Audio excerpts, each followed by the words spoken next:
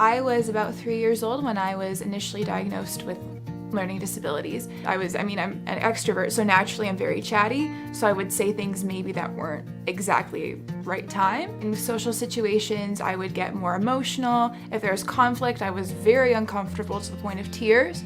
So over a 3-year process, my parents found out that I was diagnosed with ADHD and Asperger's. And then as I kind of grew older and, grew as a person and, tried different learning styles and experiences, we found that maybe Asperger's was not the right diagnosis. So when I was 18 years old, I was reevaluated and it came to that I still had ADHD, but instead of Asperger's, I have a nonverbal learning disability.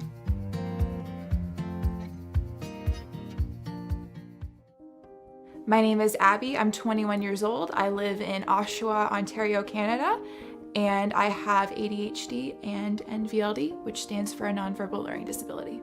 Nonverbal communication is difficult, timing things, and even sometimes recognizing space is difficult. I used to have a tough time reading body language, and I still do sometimes, but not as bad. Just an overall awkwardness when it came to being in group situations. Spatial stuff is not as easy for me. I've taken my time getting my license. I still don't have the full one yet. Another thing that NVLD definitely affects with communication is texting. I find it very frustrating because I can't tell how a person is feeling. I can't tell their emotions because it's just text. A lot of the time I'll misinterpret it and think that someone's mad when they're actually not mad, they're just texting.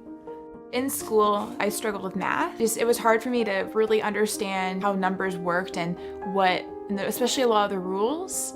I also struggled with science. I was pretty aware of the ADHD when I was 6 in class.